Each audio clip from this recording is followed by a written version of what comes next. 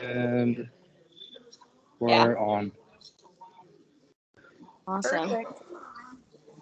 Yeah, it was definitely I would like read things and then I would have to reread paragraphs because I would have to like refocus because a lot of it was like deeper or yeah, interesting. Yeah.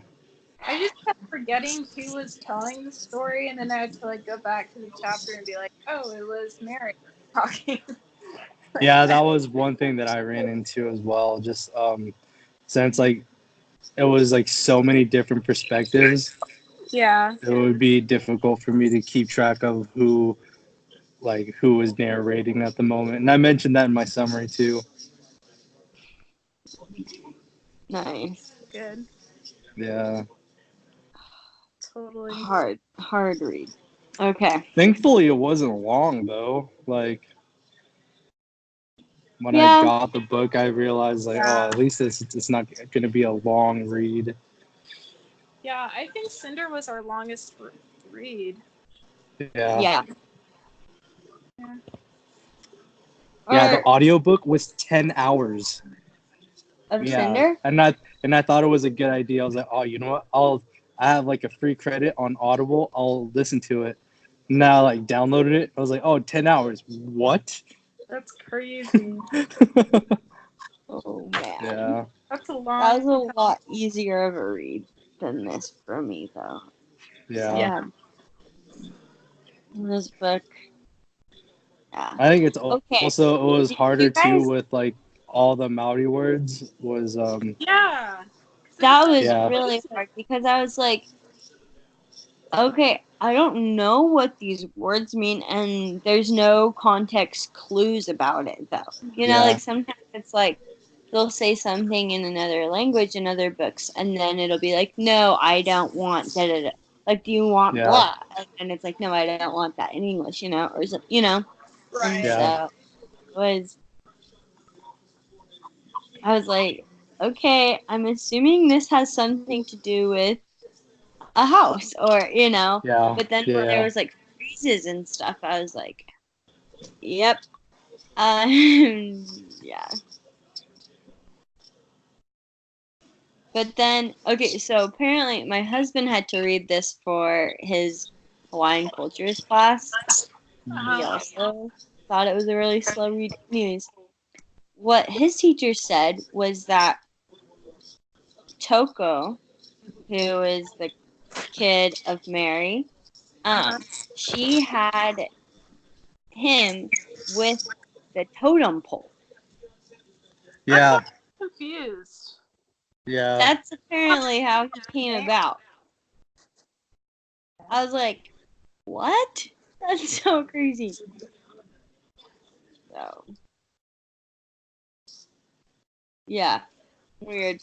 Yeah, I'm confused on that part. Yeah. Okay, question number one. What time function? How does time function in the book? Mm, So it's like interesting because it would in the beginning it started out as like this is my family and then it went back in time and told like about how she lost her dad and then how what is even her name? Romiata? Is yeah. that how you pronounce her name? I think You it's know Roy like Mata. oh ROI, yeah. like you know how you pronounce names just through Oh and you man, I just lost the page that I needed. Dang it. Dang it. Yeah, I but think it's Roy Mata. okay. Yeah. So like yeah, she it's like I have these kids with this guy and then it went back and it was like blah blah blah blah. But then what I noticed like throughout the book also was like it would tell a story in one person's point of view and then it would switch to another person's point of view and tell the same story. Same story, yeah.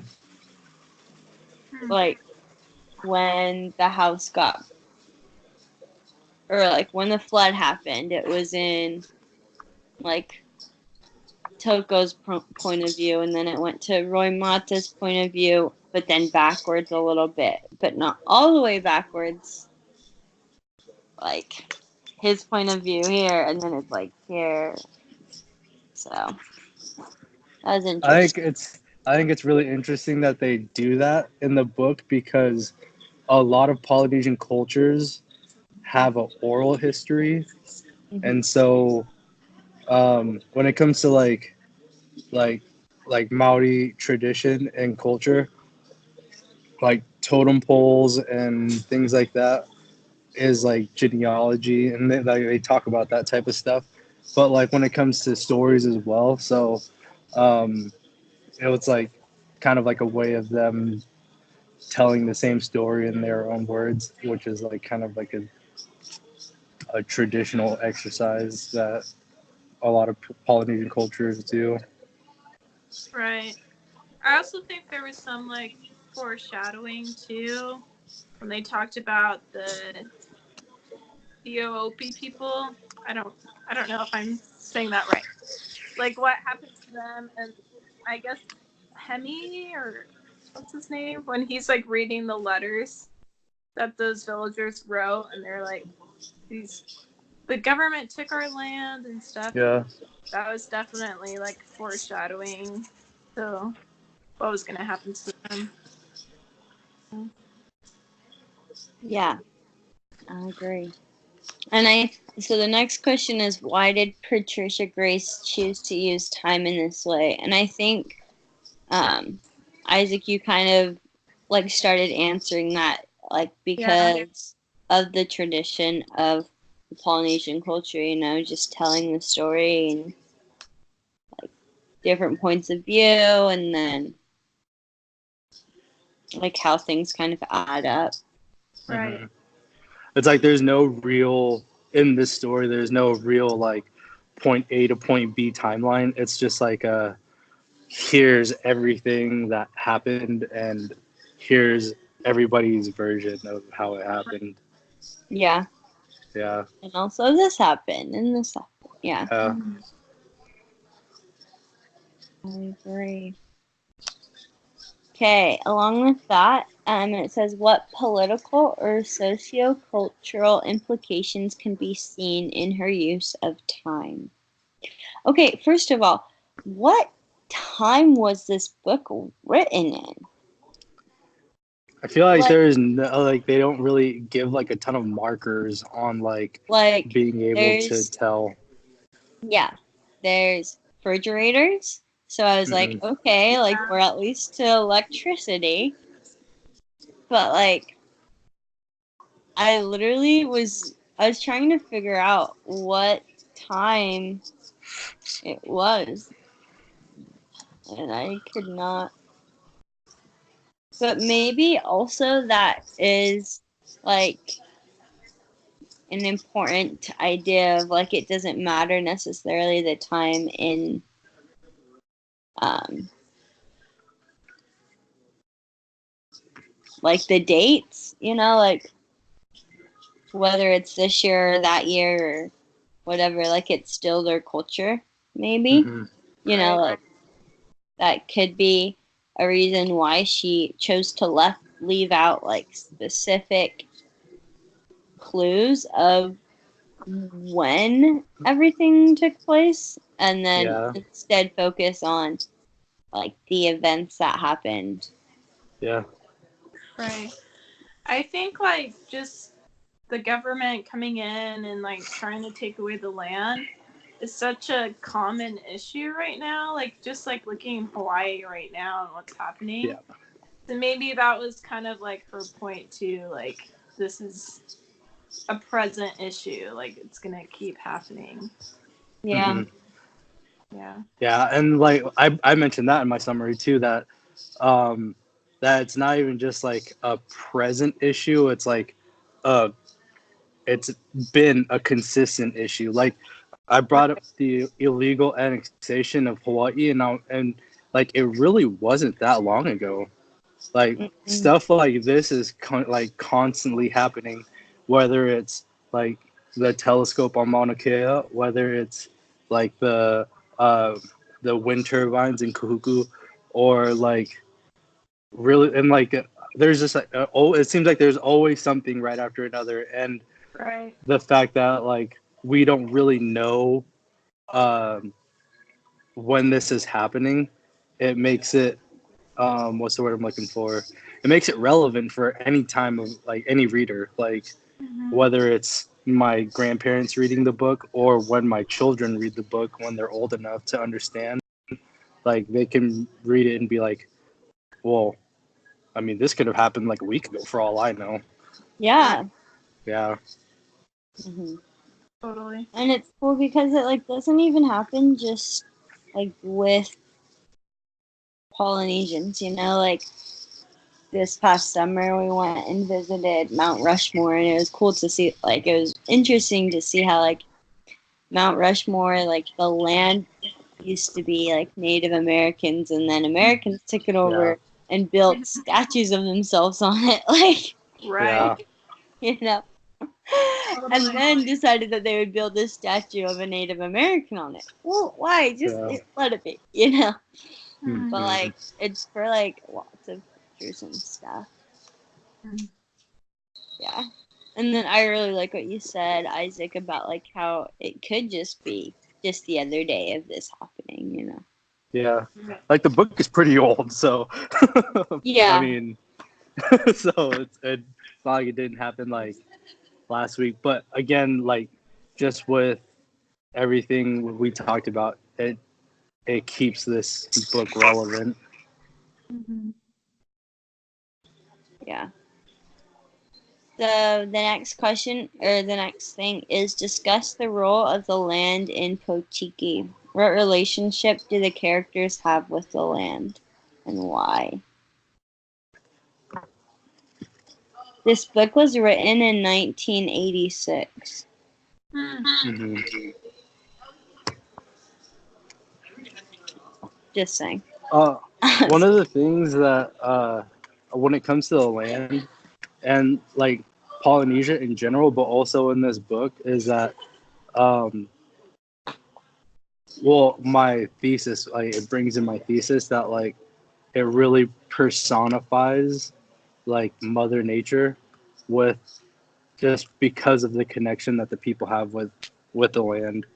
Like even just the very beginning, how they talk about how like they heard like the storm, and that's how like they got the name of one of their children. Mm-hmm. Like that's one thing, and later on in the story, it talks about how the earth and the sky give. So like those are some major things that I feel like people forget, and that's why they don't take as good care of the earth as it should be. Hmm. Like throughout the story, I guess like the two big parts were the Te Ope. What did we decide it's called? I don't even remember.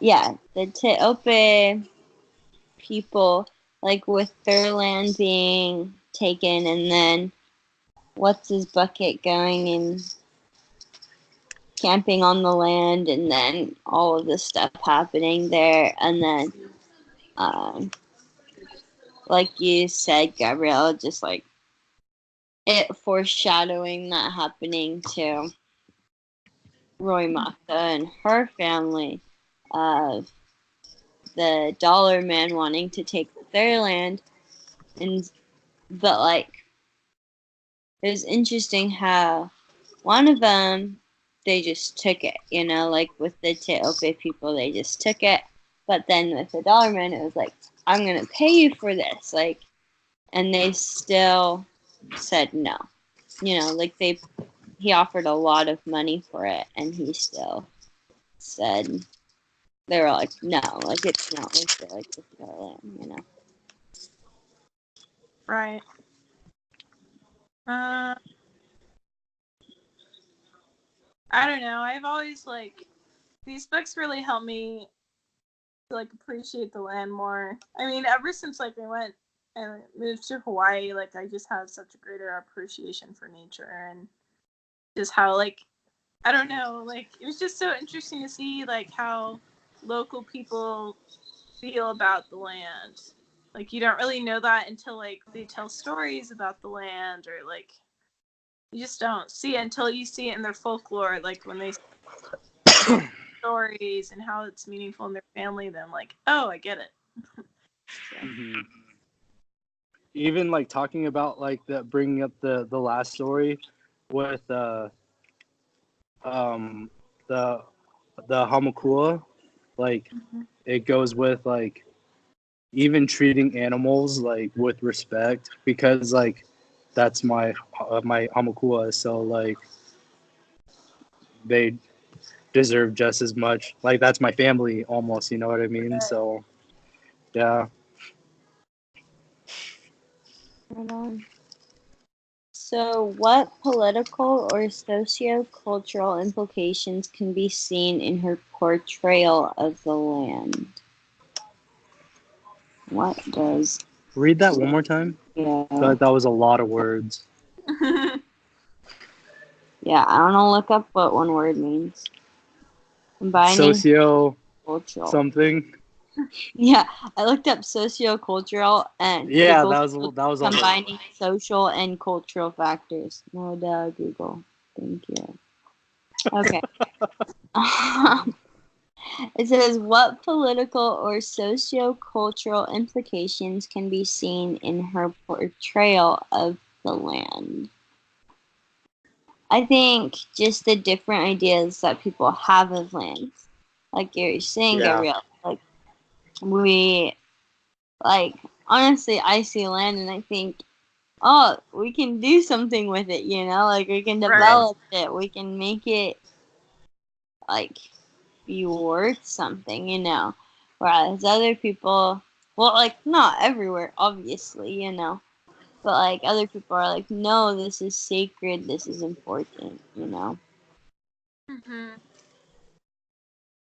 And I think, like, in the beginning of the U.S., like land was just like take it and use it and develop it, and like that's when like state parks and stuff came about, you know, and it was like, wait, actually we need to save some of this land, like this is important, like we need nature, you know. Yeah. But then like islanders especially like see the importance of land. And so that's like where the political and social, I guess like social cultural divide is like islanders definitely see like the importance of land and saying that like this is from our ancestors down, you know, like this is who we are. So. Right. Yeah, that gets me thinking. So my husband told me that you know that bike path. Cuckoo So bike the path. church, yeah. So the church actually made that bike path, like to help the community, like be more accepting. And I think like that kind of tactic was used in the book too with the Otipoi, or sorry, I'm like butchering their names. Um, Te Ote Ope, because they were telling them like, look, your houses are terrible. Like you can have better houses. But then Mm-hmm. in the end, they ended up losing their land anyways. So just kind of like using tactics as well, I guess. Yeah. Telling them. I like. I will definitely like build on what you guys are saying too. That like depending on the person's viewpoint, that when it comes to land, it could be literally just like something really small or like just an object, or it could be something very meaningful. And um, like we were talking about, just like I think Polynesians have like a greater understanding of that. But also, I don't think it's just Polynesians. I think it's like country in general who use the land for purposes of like agriculture rather than like let's develop this land and turn it into this like what you're saying, like big houses, and let's put some Yeah. hotels in here. Like that to me is I was watching like this Instagram video that was going viral, and it was a practice flyover bombing of this land. That's what the land was used for. It was just practice, Mm. and everyone's like, "Oh, that's so cool!" But in my mind, I'm like, "Bro, you're just like gonna bomb like this land? Like that could have been someone's like." And I know that they no shade at the U.S., but like I know that the U.S. still uses like Marshall Islands for target practice, and it's like I don't know. When it comes to like political things, it's a matter like I think I'm starting to ramble that it really just depends on like the person's viewpoints. Like with Yeah. politics, like period, like whether it's like it's all opinions, but Right. when it comes to politics toward the land, it really just depends on the person's viewpoints on their priorities of what the land stands at. Yeah. And I think I think is her name. Yeah, Patricia Grace really wanted to show the viewpoint of the the natives.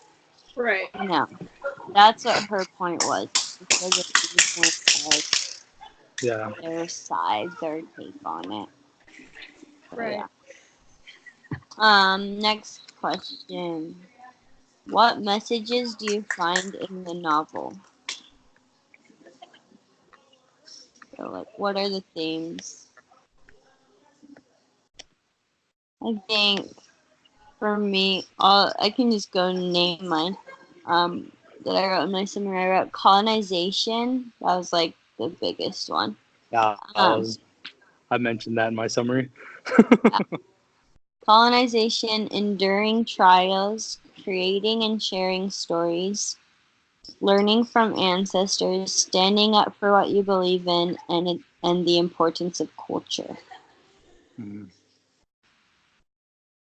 Yeah, I would just tack on like family relationships, importance of family, and then also like yeah, like you said, like the genealogical part of it as well, like knowing your heritage, symbolism as well. There's a lot of symbolism in the book. Mm-hmm. Yeah, I feel like mine are pretty much like land in what Malaysia was mentioning, um, colonization, the importance of Mother Nature and the role that Mother Nature plays, um, the importance of family, the importance of culture and the role that culture plays. Yeah. Um, yeah, I'm pretty sure that's like the main ones that I came up with. Awesome.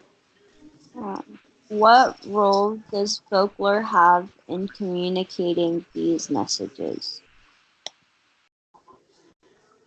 Well, like in the past, we had stories that kind of mirrored the books that we were reading. You know, like Like the how last book. Cinderella Mm-hmm. was Cinder. Mhm. Yeah. Or like the Yeah. last book about Anansi that mirrored or like that talked about like the folklore stories, exactly from Anansi. But this Yeah. one, I don't know, how do you guys think folklore was used to communicate these? What folklore, I guess, do you I think? think like a specific example would be Toko. Like he knew like the exact story of how he was born. Yeah. And I think that really shaped his identity. Hmm. It's like I know where I'm from, and I know like he had like a purpose. Like he knew like he almost died, and that his mom tried to kill him. Like Yeah. that like really shaped like who he was. I think. Well, like, I don't know, I guess just thinking now, right? Like, there was this, like, in the beginning of this semester, we learned that folklore was just like the telling of stories and the passing down of stories. Right. And, like, these people told their stories, Right. So it didn't, I guess folklore doesn't have to be this like crazy, all-knowing, passed down, like a Nancy or. But it can just be like the story of the Teope people or like the story of the Carver. Because like in the prelude, is that what it's called? Where is it? Oh, in the prologue, that's what it's called. It talked about the Carver carving the special poles in the houses and how he made a special one for right before he died, Right. and then in the end of the book, that's when what's her name, Roy Mata's son was able to take that up and finish the carving and stuff. So it continued the story, which is folklore, Mm-hmm. which is helping the message of the importance of culture stay there, Right. that they didn't lose.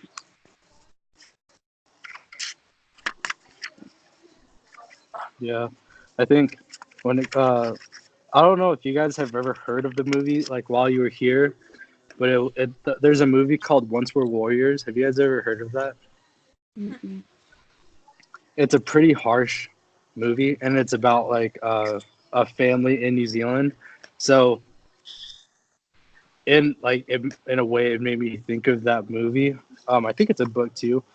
But they talk like one of the daughters has like a book full of stories, and I'm wondering if that's like a ongoing like thing, because like that was one thing I thought of when it talked about like the young woman with like her book of stories, that like I just it made me think like I wonder if that's like a folklore that I don't really know about, like a story that I don't really know about with some significance behind it, or if it's just like a random coincidence that there's like a young woman that's part of the family with like a book full of stories. Mm. Yeah. Yeah. Cool. Yeah. I wonder too. So, oh, what? Oh, I'm saying I wonder too now. I'm curious. Yeah. Okay. So now we get to share our thesis statement. And then we'll go. Okay.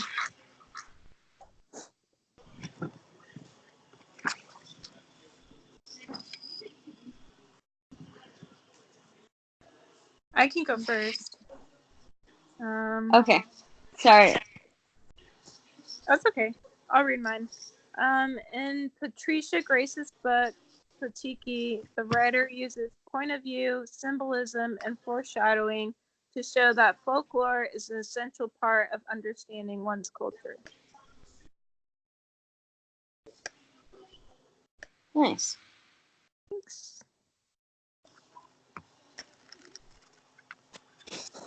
I could do mine. Okay. In Potiki, Patricia Grace uses personification and emotion to illustrate the importance of the land. Mm, Yeah. that's good. I like it. Because it is important. Definitely does show that in multiple stories, or like in multiple, like the two main stories. Yep. Totally. So mine is Patricia Grace in her novel Potiki uses conflict, repetition, and points of view to illustrate the importance of culture. Hmm. Nice. Perfect. If you guys want, you can send me your summaries and I'll put them on a Word document. Okay, Okay. so it's due tomorrow Is it At due It's noon. tomorrow? due tonight. I don't know why. Like it's due tonight, but I think she just keeps messing up the. Or here I'm gonna stop recording because it's like 30 minutes, like right on the dot. Okay. Okay.